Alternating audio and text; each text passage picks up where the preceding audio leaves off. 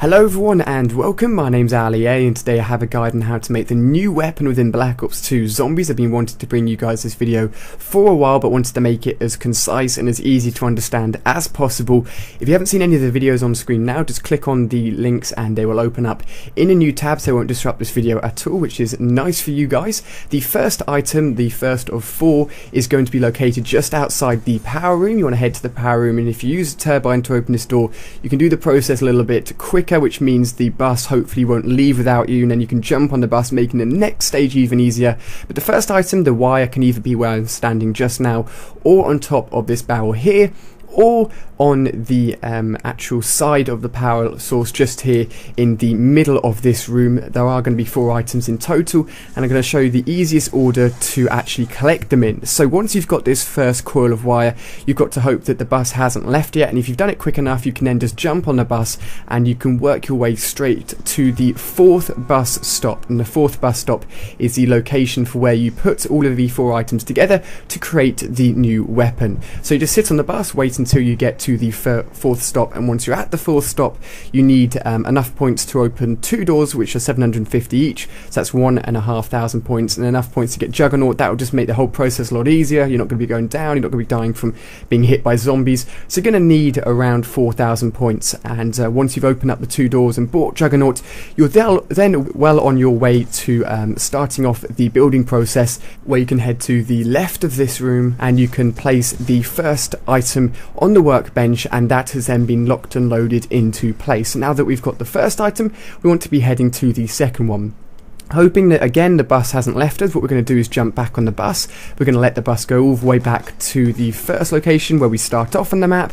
Then once it's left the first location and it's heading towards the second stop, you want to jump off the bus while it's in motion and checking the right hand side of the path that the bus is taking. You want to be looking for the largest part of this jet light gun, which could either be here, the position it's in at the moment, or if we check to the left where the bus is at the moment, it could be where the bus is currently going over near the cars. It's going to be within this area, that's for sure, and I completely fail at getting on the bus here, so unfortunately I have to walk all the way back to the next stop, wait for the bus to stop, then get on it, and then work our way back to the workbench here. Travelling across the map in the bus is going to be easiest up to this point, but then once you're at this point, you want to be actually working your way through the map, just through the fog as per normal, because it's the easiest way to do it. It doesn't take quite as long. You want the bus to leave, so you can head straight into the fog. You're going to be running dead forward until you come across a green light. That's what we want to be aiming for, and there are going to be these tiny little goblin zombies.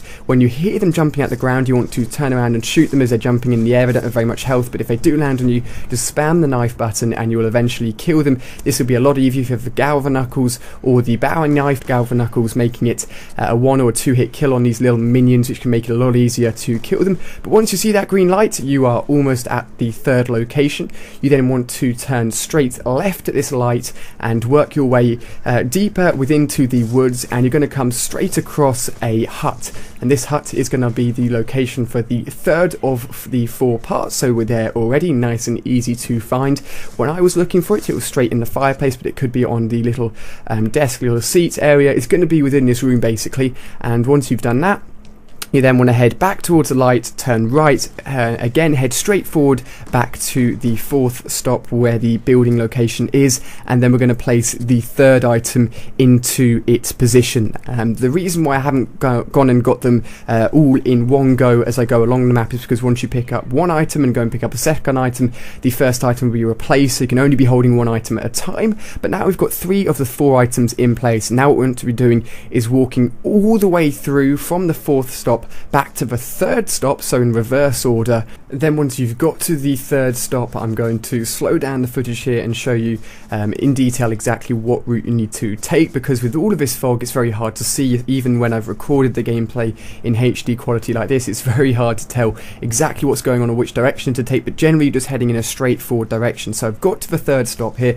and then working my way back towards the 2nd stop as if I was going all the way back to that location, but I'm not. I'm going to go to this green light here. I actually passed the bus, and once I got onto the green light, I keep on walking past that, and I'm keeping an eye on the left-hand side of my location, my route, because to the left, I'm going to come across cornfields, and once I come across the cornfields, not on my right, on my left, once I come across the cornfields, I'm then going to come across a sort of row of cars. You want to walk past the cars, and then take a left deeper into the cornfields, and then again another left once you get into the cornfields down a tighter route, and you're going to come across Nacht der Untoten, which was the first ever zombies map made for Call of Duty, and the item was just behind the little stairway there, which you could normally unlock and go up the stairs if you were playing the actual zombie map, but again the fourth item is going to be within that Nacht der Untoten building, and then I've just walked all the way back again to the building location to place the fourth and final piece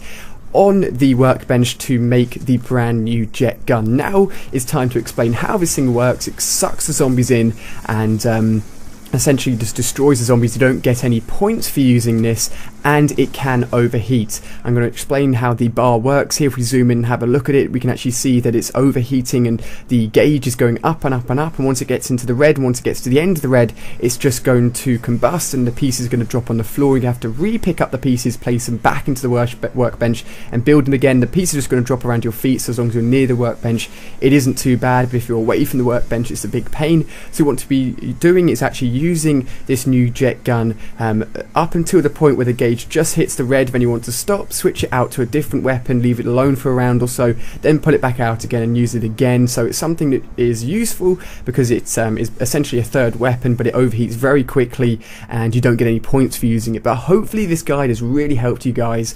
A lot of footage was cut down for you guys to make it as simple as possible. If you're still a little bit confused, let me know. The locations 1, 2, 3 and 4 have been said in order in which a bus goes, starting from 1 to 4, if that helps you guys at all. But I'm sure you are having fun playing Black Ops 2. Let me know what you think of zombies, what you think of multiplayer, and what you think of the campaign. Hopefully you've been keeping up to date with my campaign walkthrough as well. But cheers for watching guys, hit that like button if this video has been helpful, and I'll see you on one of my next videos.